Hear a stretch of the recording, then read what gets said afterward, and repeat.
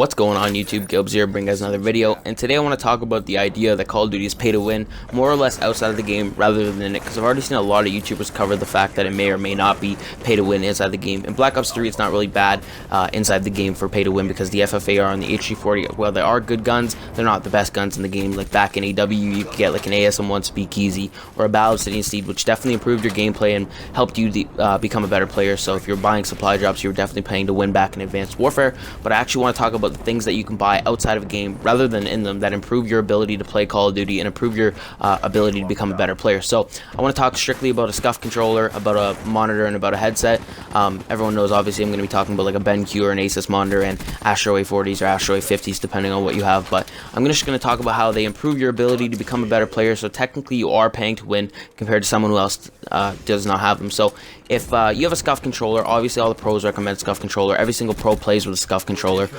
They definitely improve your ability to play Call of Duty. You're paying about $200 to $300 in Canada depending on what you get on your SCUF controller. It can actually be upwards depending on what you do, but they definitely improve your ability to shoot while up in the air and jump more often, because your fingers are on the paddles obviously in the back of the controller rather than on an A button. So someone like myself who would jump with A has to move my thumb from the A button to the right analog stick in order to aim properly, but someone with a SCUF controller can click the paddle while moving the analog stick, so you're actually aiming a lot better. So in every single gunfight that goes up into the air or anything like that, you definitely have an advantage right there. You have better accuracy while up in the air and better accuracy while moving, also better movement in my opinion.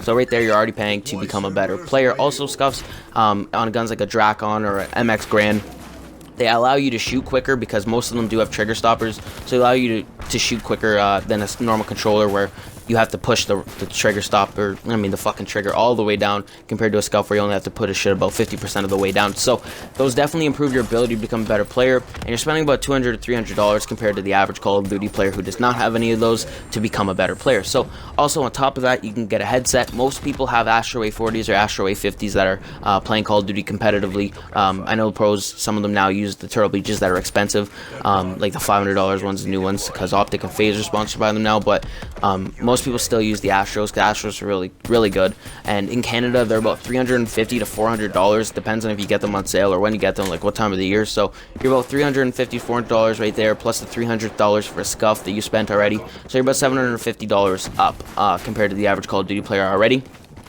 and those definitely improve your game. Like Astros, when I'm playing UMGs, I just have like a $70 headset that I got at Walmart. It's Turtle Beaches, but they're not that well compared to Astros. I can definitely hear better than the average like headset, but I definitely can't hear anywhere close to what A40s can hear, because when I'm playing UMGs and say I'm in a corner or something like that, because I'm a corner camper, but say I'm in a corner and the bomb's to my left, like outside of a wall right here or something, my teammates will usually come spectate me so that they can hear the bomb be picked up, and I'll be able to know that the bomb's been picked up because they can hear it and I can't. So that's how you know A40s are obviously better if they're coming to spectate me in order to tell me what's going on around the map so that I can hear better. So you're going to be better accuracy in a way, because you're going to be pre-aiming spots, knowing kids are coming around a corner. You're going to be doing a lot more things than people that play with the TV coming out of their headset or something like that. So like I said, it's about $700 already that you've spent outside of the game to improve your Call of Duty ability. And the last thing that a lot of people buy is a monitor. I play on a 32-inch TV that I got back on Black Friday a couple years back, with a 5 to 7 millisecond response time. A monitor is a 1 millisecond response time on average if you get a BenQ or an Asus monitor, which is what most pros will recommend. Scum played on an Asus for a while, but a lot of pros play on BenQs, and a lot of them have more than one monitor, but the average player will have one monitor, and in Canada I think they're about $200. So now you're about $900 over what I've spent on my gaming setup compared to your gaming setup if you're the average like competitive player.